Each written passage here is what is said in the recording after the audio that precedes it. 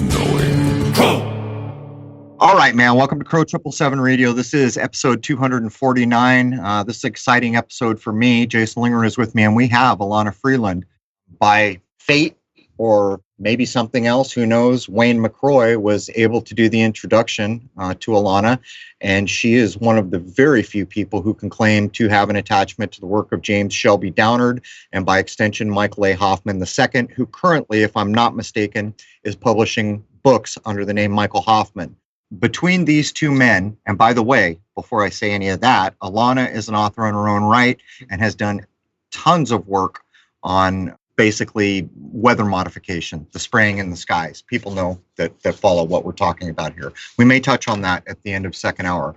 But in my personal view, I would put the work of James Shelby Downard with what he showed us in the top couple of things that I've ever bumped into in research, because without him, we would have never known. Or we could be living right now and thought that this is a fantasy far beyond the bounds of reality, which is provably not the case. And Michael A. Hoffman was, as far as I know, the only living person who can recall Mr. Downard, now gone. And Elana also worked with Mr. Palfrey, which we will get into, which was the publisher that originally had to do with King Kill 33. One of the most important, I don't know, she'll better define it when we get her in here. Is it an essay? Is it notes? We'll discover the origins of the writing King Kill 33. Anyhow, welcome, Jason. Good morning. So, Jason, do you have anything, or do you just want to jump straight in here? Let's jump. All right. Welcome, Elana Freeland. So excited to have you. Thanks for having me. This is an honor. I rarely get to talk about anything other than geoengineering. Well, before we jump in, are you into providing, a lot of people are going to want to contact you on an episode like this, so I'm going to give you fair warning. If you give out an email, you're going to get pummeled beyond belief. As a matter of fact, one of the people we just had on took 3 weeks for him to get through the orders of the stuff that he's providing the public. So do you want to put some kind of a contact, or would you prefer to do a website, or would you prefer just to show up in comments? Well, if people go to my site, my blog site, elanafreeland.com, there is an email, and it's really simple. It's elanafreeland@protonmail.com. I take all my mail there that is from books, mainly. All right, just so everybody knows, the spelling of that name is E-L-A-N-A, and then Freeland, pretty self-evident, F-R-E-E-L-A-N-D. Why don't you tell people quickly about what it is you do? You're an author, so they have some sense. And on the tail of that, how you became associated with the Downard, James Shelby Downard material.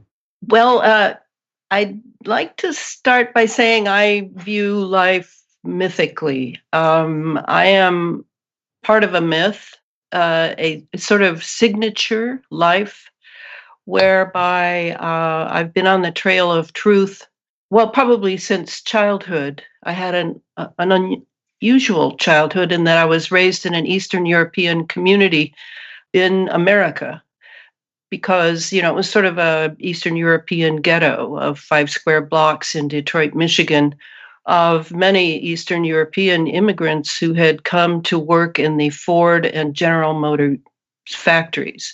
And it was wonderful. I can't tell you. I always tear up if I hear any Romanian music or Hungarian music, because our lives in the neighborhood were filled with live music, singing, men who danced, men who punched each other 1 minute and hugged each other the next, and begged forgiveness.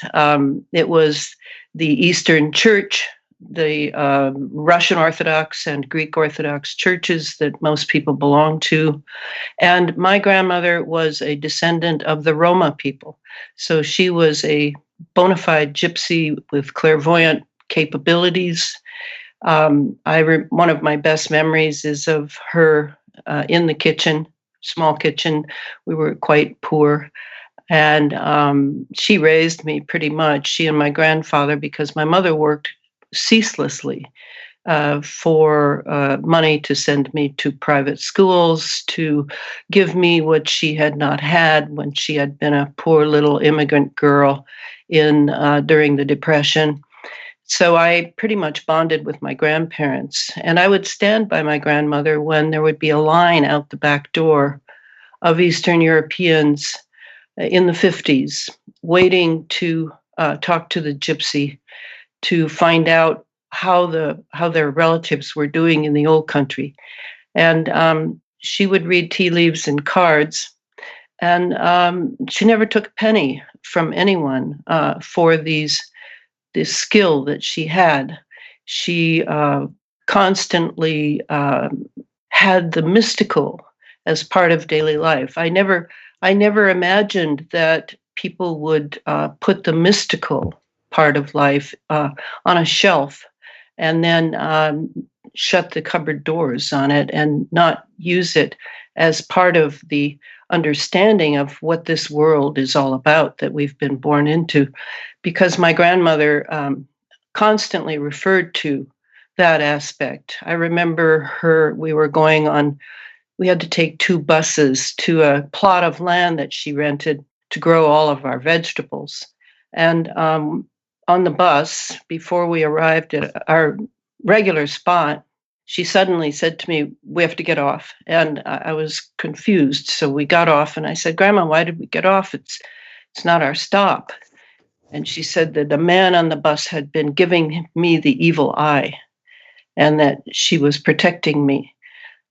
She also said another time that she was sad. She had thought America was the greatest country on earth, but she now realized that Dracul had come to America, Dracula, that his spirit was prevalent in the United States. And I guess those few incidents, there are others, of course, but the few incidents that remain in my memory from my childhood with my grandparents all point to what I do now, which is explore the underbelly of American politics, American ethos, American culture.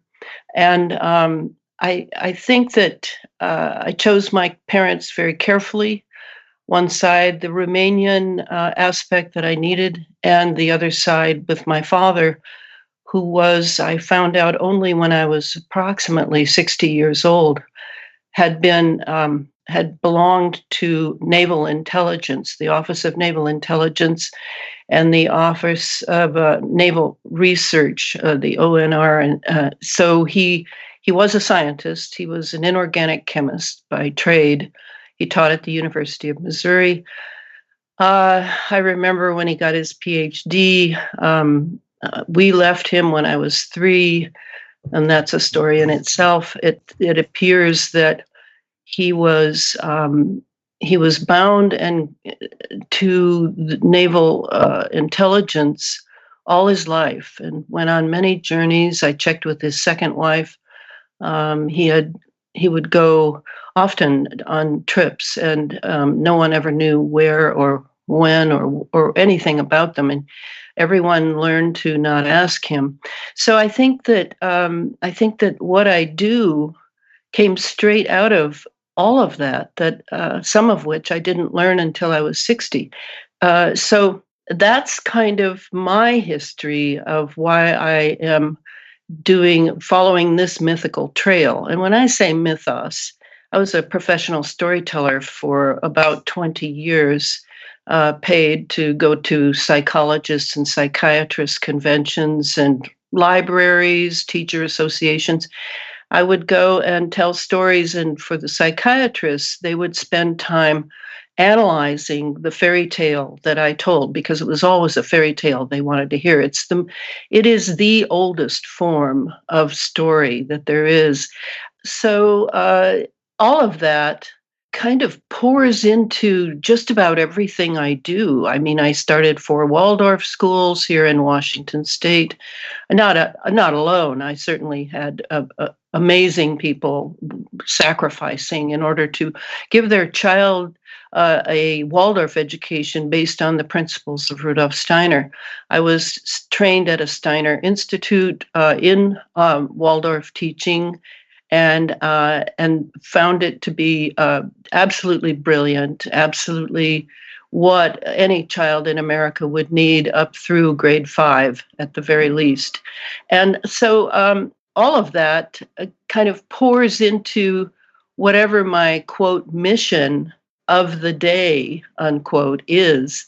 I've had about 4 or 5 missions now, and I'm now kind of finishing, not seeing a finish line for the geoengineering mission for another 2 years, but certainly this third book I'm working on now is my last book on geoengineering. It is being normalized now ever since Mr. Trump entered office. It's no longer a conspiracy theory, but it's being predefined and kind of pre-chewed up for the American mind to think of it as only weather engineering. It is much, much more than weather engineering, as this final book will prove. So that's kind of the overarching view of how I pursue life. And as far as Mr. Downard, that was through my relationship with Michael A. Hoffman II.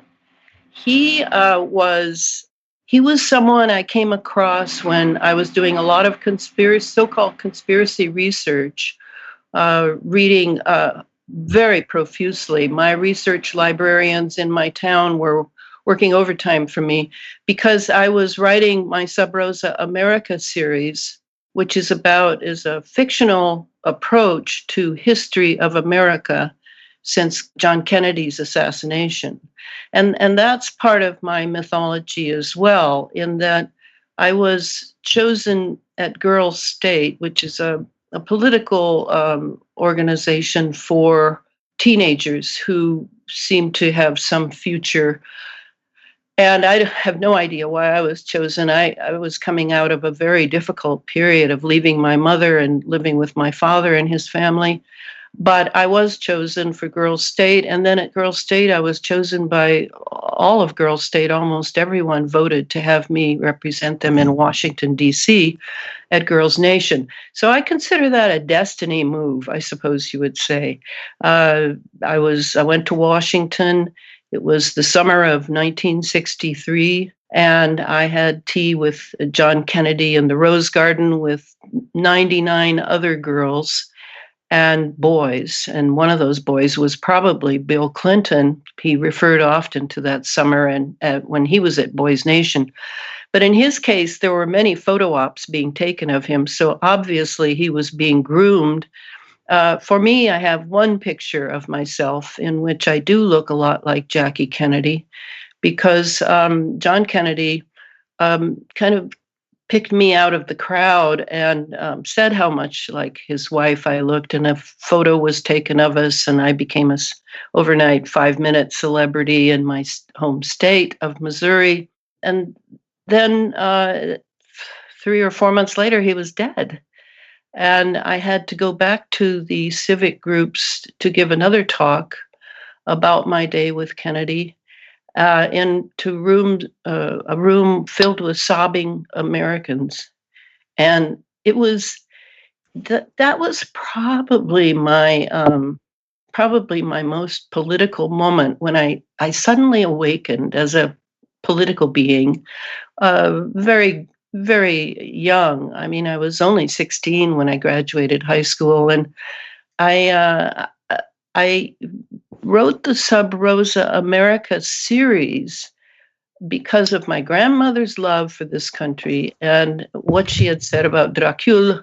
I was already on the trail of Dracul, and because of what happened to John Kennedy, Martin Luther King, and Robert Kennedy, the 3 heroes of my generation. I call them the 3 kings.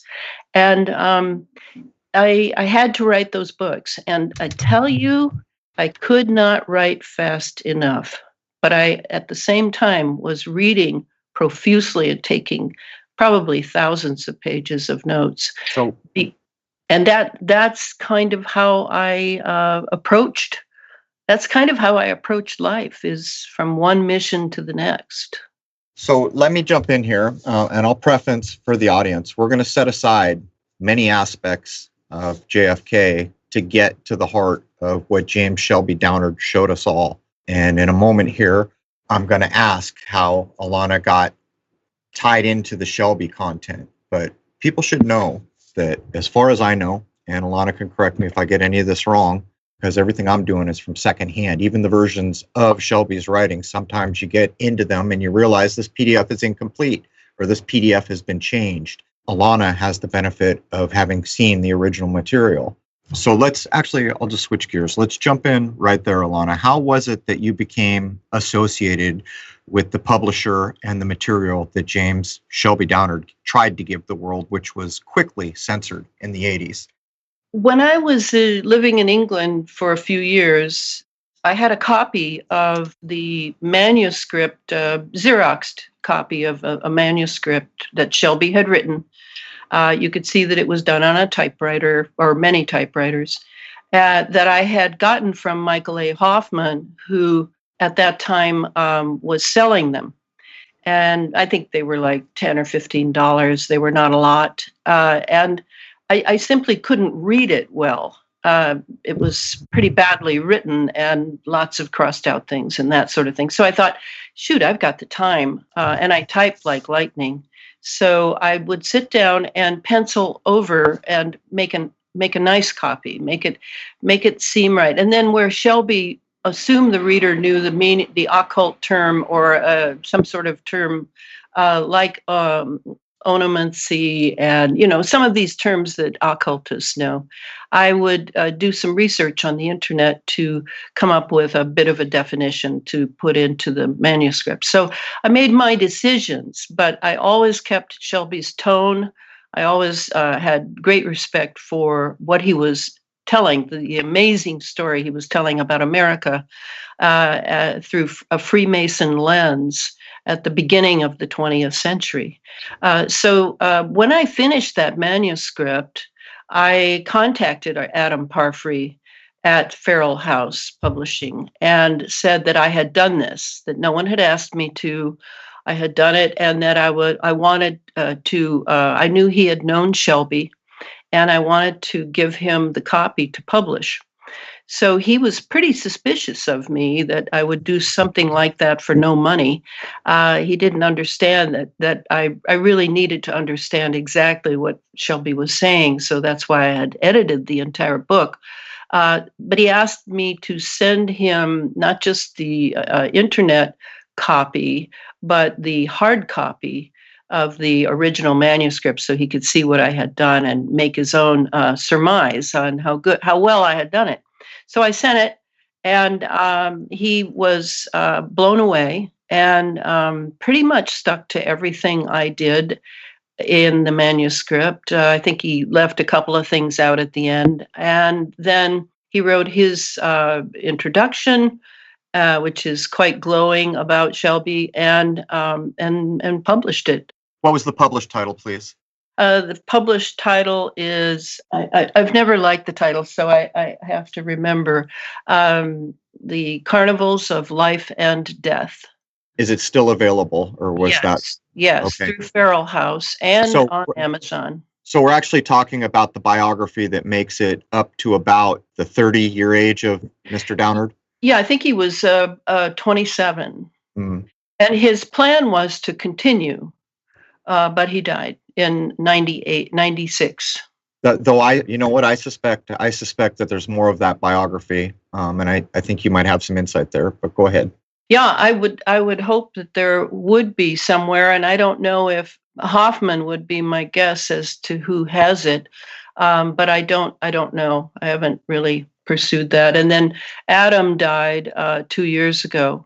So both of those are dead, but Michael Hoffman's still alive and well. And as far as I know, in Coeur d'Alene, I'm kind of sending out a search now to find out how he is, so that I can tell him about you. Yeah, I would love to have him on. So let's just sum quickly for people who are not familiar. Just let me try to catch everybody up. And I'll say it again. We're setting aside aspects of things we've covered about JFK to get to this foundational bedrock important information. So the people we've covered are Adam Palfrey was a publisher, and he took on a lot of things that he took a lot of heat for. He's dead 2 years now. James Shelby Downard, the center of what we're talking about here, the man who pulled the veil back so abruptly, he's no longer with us. Michael A. Hoffman knew him personally. Elana did not know Downard personally, but has the connection to Michael A. Hoffman. A lot of people would like to say, you know, it always goes on. Was he a real man? It doesn't matter. If you go down that road, you're wasting time, because what matters is the information, and you can verify this information. And so I'm going to lay it down. Not only are we going to cover Downard, we're going to cover how he showed us the keys of how the underbelly, the bridge too far, as most of us would see it, actually works. And it is not a bridge too far. And by the way, he'll even teach you some things about bridges you never dreamed of in your life. And so what we're going to cover here is the alchemical rite of prima materia. So that ties it into the natural sciences that we do so much of here. Also, the killing of the king. These are 3 procedures. 1, 2, 3. The alchemical rite of prima materia, or the first material. The killing of the king, and then I don't know if Elana's going to correct me, but I kind of feel like we're living number 3 right now, called the revelation of method, and I think she might have hinted to this with regard to the chemtrails we see above our head, or the geoengineering, it becoming normal in society with a misconception of what's actually going on. So that was your connection of how you got connected to the Downard material. And by the way, I got to ask, was Michael A. Hoffman II, his name at that time, was he okay with you publishing that material? Well, when I talked with Adam Parfrey about publishing, it seemed to me that there was a bit of maybe a conflict between him and Michael Hoffman. Some sort of competition, perhaps, or I don't know, because I never was clear if they were together with Shelby when they both met him down in Texas. I don't know if they did. I thought they were. Yeah, I thought they were. And it seemed to me that they had known each other a long time, and certainly, you know, when the New York, I think it was the Washington Post, or it was the Washington Post, when it published an obituary article on Adam's death, it was obvious that Adam is very well known. He lived in Hollywood for many years. He knew many, many important sort of, on the edge people, and he had a lot of clout. He had an amazing life himself. In fact, a biography is being written of him. I don't know at what point it is now. So Adam indicated that Michael was not happy that his manuscript that he was selling for $15 or $20 was now going to be a book, and that I had edited it without his permission. So I guess they sorted that out. But the truth is that my contact with Michael Hoffman really ended back in the early 2000s. Before I did that editing, we used to correspond about different things, mostly me asking him questions about this, that, and the other. I had read his amazing book, Secret Societies and Psychological Warfare. Important book, everybody. Sorry to interrupt, but that's an important book. Say the title and the author one more time, because people are going to want it. Michael A. Hoffman II, Secret Societies and Psychological Warfare. And it is, I was just going through it last night just to kind of get ready for this. And it is brilliant. It is nothing short of brilliant and insightful. I mean, it'll blow your mind if you are not accustomed to translating this seemingly pedestrian life of making a living, taking care of the kids, staying out of debt, and translating it to how we are all being manipulated by the media era. So the last thing I remember Michael saying to me in a letter that made me feel really good was that he called me a true Rosicrucian. And I have to correct people all the time. They think of Rosicrucian as Freemason. Not so, not so. The Freemasons have co-opted the term, just as they've co-opted the Knights Templar term from the real Knights Templar history, and all of that. I mean, it just goes to prove Michael's thesis that everything is manipulated by secret societies that has to do with the people, and I am one of the people, finding out the truth of what is going on. By the way, just to be clear, you think you have some idea of how the kind of underbelly foundation of this country, you have no idea. And it's men like these. We owe Michael A. Hoffman II a debt. We owe Shelby Downard a debt to some degree for Elana getting involved so this could be published out as more than just Xerox copies, weekly traveling around the world. And even in all this, I want to make a point here. From what I have researched, as far back as the 80s, this material was being blocked in every way it could be blocked. And I find the story about Palfrey interesting because somehow he was able to stand on his 2 feet and take the heat for things that he published. But let's get into the crux of James Shelby Downard while we still have time in the first hour here. In the notes you handed me, you wrote James Shelby Downard, an early 20th century American Freemason and early 20th century American Freemasonry. If you were going to just kind of cliff note what we're about to get into, what would you say James Shelby Downard gave the world that the 99% of us had no damn idea? On the surface, the first layer, I mean, it's multi-layered. On the first layer, what he gives us is an historical look at what Freemasonry really is all about. And I'm using present tense there because, I mean, Shelby talks about the early 20th century. So that's, 100 years ago.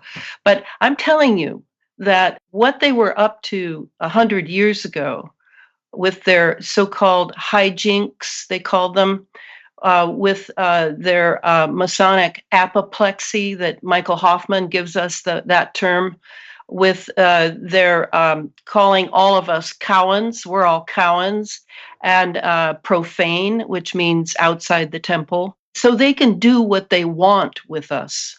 They can do what they want to us. We are their slaves, unknowing, but to be manipulated. And how they admire each other, you see that in Shelby's account. They admire each other through how well they can pull off tricks, how well they can pull, and we're talking murder here, folks. We're talking theft on a grand scale. We're talking creating wars that then you go in and steal what you please, like when they went into the Baghdad Museum. Yeah. I was like, oh, yes, do I know what that is about? And they claimed that the museum had been robbed by thieves. Yes, but they were called Freemasons. So the Freemasons become the keepers. And throughout Shelby's account, you see again and again as they are pursuing him. And this is the amazing part of this is when you read Shelby's account, he somehow is able to very respectfully refer to his parents again and again, describing their behavior, describing what happened to the family. But you can see that Shelby sees that his parents were slaves, were owned by the Freemasons, and that they obeyed everything the Freemasons told them to do, including putting Shelby in severe danger in what the Freemasons then called initiatic ordeals. So time and time again, by the way. Yes, Shelby's whole life was basically being targeted by Freemasons. And they would pass the ball when Shelby and his family moved, and they moved a lot. They were in Ardmore, Oklahoma. They were in Florida. They were in Texas. They were all over the place because they would be sent places to do tasks for the Freemason lodge or lodges that basically owned their slave contract. They never thought of rebelling. They never thought of of doing something else.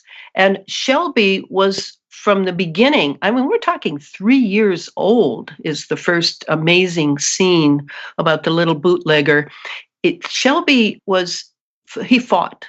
He would not succumb. He would not, and yet at the same time, he was in great danger. And as he says a few times in the book, he was not allowed to have a childhood, and he didn't have one. And I think every abused person who's been abused in childhood, whether it's physical, sexual, whether it's MK Ultra, CIA style, or whatever, can relate to that he was not allowed to have a childhood.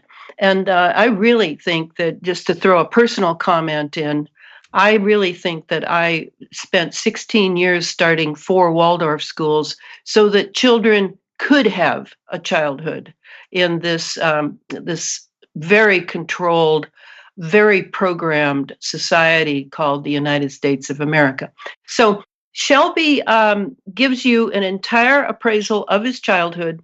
You go from one chapter to the next, which, by the way, I'm the one that put the chapters in as I saw the shift in what he was doing. He basically wrote the whole thing as one, with no really subtitles or anything. So you go and you follow him and you see the behavior of the Freemasons. Most of them are simple local Freemasons, maybe blue degree Freemasons. That's the first 3 degrees. Do we know what status his parents were, what branch they were in, and all that? As far as branch, meaning like a lodge? Right, were they of the Scottish Rite, the York Rite? Well, the way it seems to work is you do the blue degrees first, 3 degrees, and then the Scottish Rite goes through the 32nd. Right. And then starting with the 33rd, since Albert Pike anyway, Albert Pike being a Freemason at the end of the Civil War, he's the one who gave birth to the Palladian Rite. And I did quite a bit of research on Pike and the Pike family. And Albert Pike, he would go into a trance to write the Palladian Rite.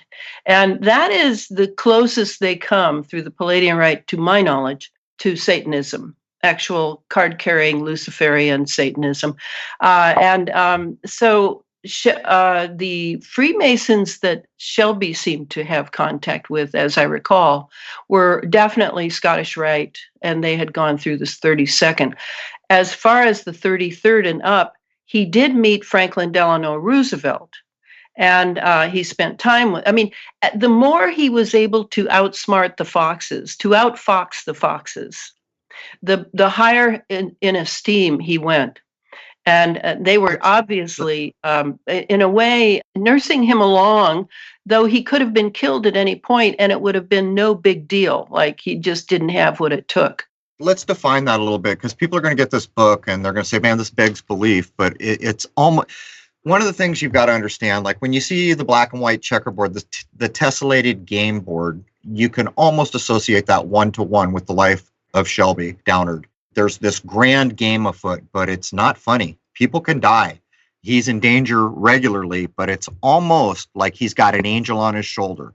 It's almost like his refusal to bow to what he perceives as incorrect is a shield that he carries his whole life. And I just want to get that in there, because when you start reading, and this only goes not even up to quite age 30, I'm still hoping that there's more beyond that. It's unbelievable the people that he's met. But when you try to start to verify it, and I got to ask, did you try to verify any of this, Elana? No, not in the way you're talking about, like checking into newspaper. I did check several newspaper accounts just to see what the date really was and that sort of thing, because Shelby didn't have that in there. But that's as far as I went. When you realize the mystical aspect of Freemasonry, a lot of people think of it as a club. No club has initiation rites in which you could literally die. And we all know, if we saw it was called The Skulls or something, the movie that came out years and years ago. Skull and Bones, yeah. It was about the Yale Skull and Bones, and it was just a Hollywood film, and but it gave you a sense of the initiation when they had the young man get into a coffin and then shut the lid on it and that sort of thing. So to realize that this particular cult pretty much has run the United States since the American Revolution is a very sobering thought. But because it's gone into the movies and it's invisible, you don't see any accounts of, you're reading an account of some murderer and who's just murdered 13 people. There's nothing about the affiliations he had, or that he was programmed with, MK Ultra in order to do this kind of thing.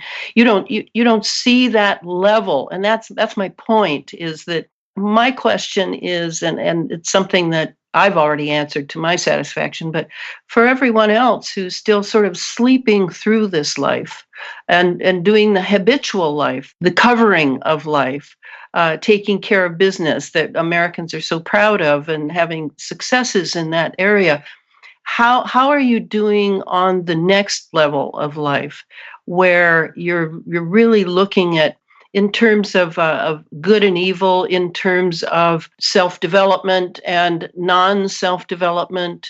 What is it to be a self? What is it to be a soul? These are things Shelby had to answer to some degree as a child. And the things that happened to him in childhood, maybe you can relate now with more and more that's coming out about pedophiles and cults like the Pizzagate thing. And maybe you can relate to the fact that many children have childhoods very similar to Shelby's. But the thing that you mustn't miss while you're reading it, it's not just the tale of abuse, one abuse after another. No, it was as if he was being tested the whole time by the Freemasons who owned his parents. It's almost like the game was so enjoyable and they were so impressed, or they recognized the angel on his shoulder, any way you want to say it. It's almost like it was like one of their favorite chess games. You know what I'm saying? Yes, he challenged them. And you can say many things about the Freemasons, but one thing I know, they admire courage. They admire someone who stands up for themselves. They admire various traits that are good in the right context. But if they're used for constant criminality against what they call Cowans, people who don't know, people who are still asleep, people who behave like children and think of the government as their parents, to take advantage of those people is no feat. I mean, come on. That is easy peasy to do. Shooting fish in a barrel, right? Exactly. And Shelby was no fish in a barrel. No. He was struggling, even when he was on the line. I mean, the thing, and is Shelby exaggerating at points, like when he has the scene of the serpent, in which he, and really what he's talking about, he has this camaraderie with this serpent that's belongs to some snake oil guy that's making money off of it and abuses it terribly. It's like a boa constrictor, and Shelby right away tunes his mind into the serpent, and they're simpatico. They're right in touch with each other. What is that? Well, that's Mesmer's animal magnetism. And that's how Mesmer knew it. He was able to set up this, which the Freemasons made great use of, by the way. I don't know if Anton Mesmer was a Freemason, but I would assume he was, because all the people that you read about as being discoverers like Edison are Freemasons, and really someone else invented the thing that they're known for. I mean, that's the research I did. The mind-blowing thing was that I have been taught a whole pile of lies about people like Edison who stole what Tesla discovered, right? I mean, how many people have stolen what Tesla discovered? So that use of geniuses, and they knew they had a genius in Shelby. He was able to put things together and take them apart and put them together. He was just an extraordinary being, which makes me feel, and I know this is completely not kosher to say, makes me feel that they somehow had access through one of their great astrologers to his chart and actually knew who he was, actually knew who he had been. That's an interesting take, and I want to clarify the snake thing. When you get into the book that's the biography, it's going to come to the point where you're saying, wait a minute, how much of this is just gilding the lily? But I think even in the parts where there is a bit of that going on, there's a subtext where you're still being told things. And by the way, had I not, and I wanted to ask you, and I will, if you were responsible for the newspaper clippings in that edit, or was he? But there's points in that book where I'm not sure I would have stuck with it had I not done King Kill 33, because I vetted the living hell out of the ideas there, and they're solid. But to get back to the point, part of the verification, there's actual newspaper clippings that anyone could take the time to look up. Was that your work or was that his work? I think it was his work because there were Xeroxed articles in the Xerox copy that Michael Hoffman was selling. Yeah. And I don't know how much Adam added when he took it because I didn't have the original copy anymore. Oh. So I've covered the one level of what Shelby presents. That's the how Freemasons behaved at the beginning of the 20th century. I would say that today, if I could make a footnote comment here, that that they are still the same. And a lot of people who say, how could they possibly do that? How could they possibly let all those people die? How could they, like on the Titanic, when the Titanic was sunk, it was no iceberg. It was entirely done by Freemasons. And in my opinion, it was to get a couple of guys on board, one of whom was John Jacob Astor. And how many, I don't remember how many people were on board, at least 1,000, that they would all sink with this Lord of the Dollar, Astor. That's how they do things. They are the kings, no matter who's in the White House or who's sitting on the throne of England. They are the kings, and they can do what they damn well wish with all of us Cowans. And that's very important. You see that in action with Shelby's life. Let's point something out here. And by the way, Jason and I may take some time to cover the whole Titanic thing because it's another of these mainstream things which clearly the theater of media has had its way with. We may boil it down to the Titans and the Olympians and come at from the occult aspects. But one of the things Michael Hoffman did, he quit being Michael A. Hoffman II, probably because he was so censored, and became Michael Hoffman. He began to do lots of work on the Vatican and other things. So do you have any sense? Everyone, I think, has it in mind that the Vatican has made these dictates and these canons that Freemasonry is bad and it's illegal and we're against it. But do you have any sense, and I'm sure Michael Hoffman must, because he's done both sides here and he's recently covered quite a bit, so well researched about the Vatican from pre-Renaissance forward, actually. But what is the connection between Vatican and Freemasonry? Is it one of these things where there's some secret connection and all the rest of it is just for show, or do you have any sense of that? Oh, I've done a great deal of research into that, and that's all in Sub Rosa America. But the primary thing to know is that since Vatican II, they've been best buds. Best buds. Just to make a point, Michael Hoffman in his 700-page book, man, does he jump on Vatican II? What is that? Is that 62, 63? I don't recall. Yeah, it was around the time of Kennedy's assassination. Right. And that's a lot of people know it as when the Mass stopped being said in Latin and went to English. But there's a whole lot more that has to do with Vatican II. But it was basically a pact. A pact had been made between the Freemasons and the Vatican Curio, the cardinals. It really doesn't, the Pope doesn't do much in that office. It's more the cardinals who are really running the program there. And most of the cardinals now, I hear, and I have not pursued it because I've been Miss Geoengineering, are Freemasons as well. Because you can be a Freemason and be a lot of other things too. That's the point. But your vows that you take in Freemasonry supersede any vow you would take as President of the United States, as any office, a judge, a Supreme Court judge, doesn't matter. Your vows to the brotherhood are the crucial thing. And to understand how that works, I always recommend the book, The Brotherhood, done by Stephen Knight in Britain. And it's about the British legal system being completely controlled by Freemasons. But it also has to do with the United States, because we're sort of always in bed with Britain. So that's important to understand, that the Vatican is very Freemason now, you might say. And of course, we have the Pope, who is a Jesuit. And the Jesuits are the other part of that drama. And we probably don't want to go into Jesuits today. Did Michael go much into the Jesuits in this Vatican book?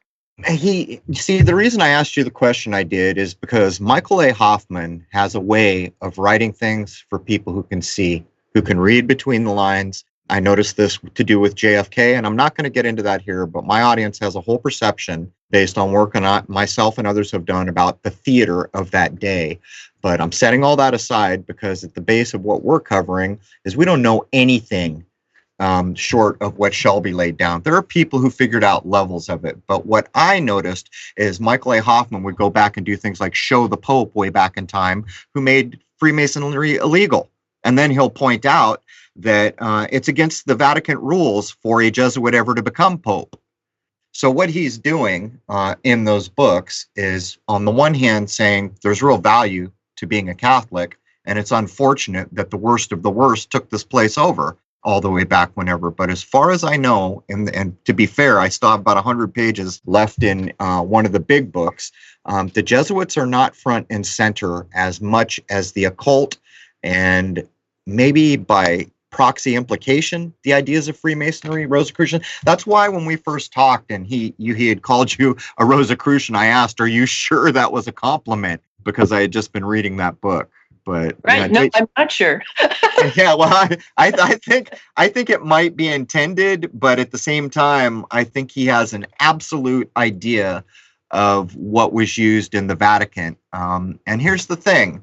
I don't know where he stands on the old natural, what I call the natural laws of the world, which to me are demonstrable. You can prove them.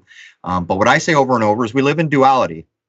Every coin has another side. Every day, guess what? Night's coming. It's going to be dark soon. It proves that there's a duality in this world. And these old laws are no different than a tool. You can make something or you can kill something with tools. And so what he focuses in on is the fact that the Vatican had been corrupted by forms of Hermeticism and Plato, very down on Plato in a lot of his writings.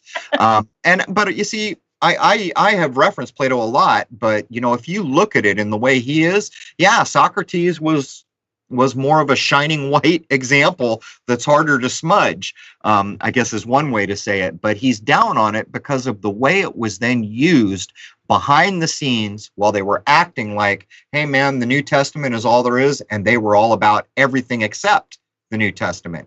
Everything they were doing was being driven by ancient Judaism, Kabbalah, the dark side of Hermeticism. And so that's why I asked. So we're almost out of time for hour one, Elana. And just to let everyone know, I think we crossed the Rubicon. This is not running on social media, which is fine.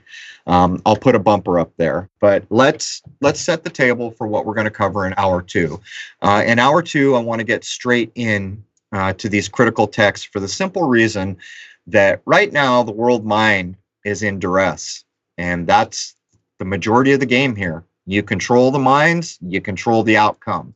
We see the overreach is extravagant of what's happened in our world today, and we see a lot of minds beginning to question things they probably wouldn't have. And that's why I think it's critical to lay down the work of Downard and Hoffman. And by the way, Mr. Hoffman is still alive.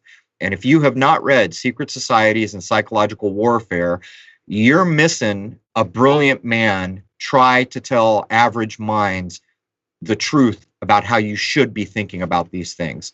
And let me tell you another thing. In your life, you've been brought up to prejudge these types of ways of thinking as a bridge too far, fantasy, nonsense, conspiracy. But I'll tell you what, it's all provably correct. And we'll close out hour one like this. Let's just very quickly, Elana, talk a moment about onomology and topology. And the first of those words, how I describe it, is the black magic nature of names, or how names can be used towards a kind of a black magic-y end. And the other one is toponymy. And what Mr. Downer did was he taught us the name of a place, the location of a place, the geographical layout of a place, the roads coming into a place, the naming of all these things. What has happened previously in these locales is all being leveraged on that big tessellated game board called Earth. So what would you add in just a few minutes here as we begin to wrap up hour one? Oh, yes. And I'm sure you'd agree with me that the King 30, by the way, I mailed your copy, King Kill 33. By the way, thank you, because now I have an original, and that means more than you will ever know to me. Thank you so much. Yep, you're welcome. So in King Kill, you really see how Dallas is at the 33rd degree latitude. Then you go and study where Martin Luther King was killed. It's the 32nd degree. And then you check LA, it's 32nd degree. And there are certain latitudes in the Earth itself, it would be the geomagnetic field that we have. It's all very carefully has been documented and accurately documented, by the way, by a wonderful New Zealand harmonics mathematician who is named Bruce Cathie, Cathie, in his 3 books that he wrote on how you can harmonically prove prove a lot of things. I could blow your mind with what he has proven through harmonics mathematics. I mean, he basically was approached by the CIA several times in order to get him to work for them, which he, of course, refused because he was a moral and ethical man. But he points out the discovery of an artifice off of the South American coast by some sort of trawler. And it was actually, it's way down and planted deep in the earth. So they must have under the sea. So it must have been tomographically sighted, or they had something that could go that deep, whatever. And he realized it was an antenna. And it not only was an antenna, but it appeared to be a phased array antenna. I mean, a very sophisticated antenna. And Bruce Cathie was able to get the exact specs on where they had found it. And then from that and some other information he had gleaned in his own studies, he determined the exact how the geomagnetic field is set up on the Earth, the geomagnetic grid. And let me tell you, I know that the electromagnetic control being exercised over us now, it's a whole new ballgame, folks. Animal magnetism being a big part, magnetism in general, a big part of the game we're going to get into in hour 2. Yes, and he was able to configure that grid perfectly. So if you want to see that, you have to go and see the fellow who's inherited everything from Bruce since he died in 2012. So anyway, Can you cite the title of the World Network work that he did? Oh, the URL is what you want, and I don't have that in front of me right now. Maybe we can post that in comments, but I think we're about at the top of the hour. We have other radio shows that run our first hour, so we have to come in on time. What we're about to do here, Elana, is we're going to take about a 10-minute break to use the restroom or get a coffee, and we'll come back for hour 2. Everybody listening, this is an important episode to me, and I hope everybody can keep their wits about them and set aside, parcel down what's being delivered here. Just set aside and focus on what the main point here is. And I'll say another thing. Certainly in the writings of Hoffman, there are offhand sentences and writing where a kind of tuned-in mind understands to go between the lines. To some degree, I wonder about that in the Shelby writings, but as Elana pointed out, at times you're kind of wrestling with is the how much are we gilding the lily here, or is it just that there's an important idea that's kind of being encoded in the idea of a serpent or something like that? It's hard to know, but it doesn't matter because he gave us King Kill. So everything on top of that will never matter. And that's what we're going to get into hour 2. The alchemical right of prima materia, or basically in English, the first material, that one thing that can be subdivided no more. The starting point, maybe, is a way we would think of it in English. Killing of the king. These are steps. These are procedures with an outcome. And what is that outcome? The outcome is revelation of method. And for my money, I think we're kind of living in the age of revelation of method. And the unfortunate thing is most people think, oh, we finally get to know. Sorry, revelation of method was put together very cleverly. And when we're talking about the 33rd parallel, which, by the way, on the East Coast is the first big Masonic plate temple is put down. Notice I'm using the word temple, if people can think still. But to get back to the point, revelation of method is to let you know everything has happened and then collect your tacit permission and make it just another one of the operating procedures that's accepted in our world to the deficit of us all. But that does bring us to the top of the hour of hour 1 for episode 249. Join us on the other side at Crrow777radio.com, Crrow777radio.com. That is the only Crow site in the world. In hour 2, we're going to cover all these things, but we're going to cut loose. And I guess there's really no reason to have said that because this is not running on any social media anywhere. But I hope you will join us because those 3 things are maybe among the most important ideas that relate to with what we're all experiencing in the year 2020. So there it is, man. Cheers.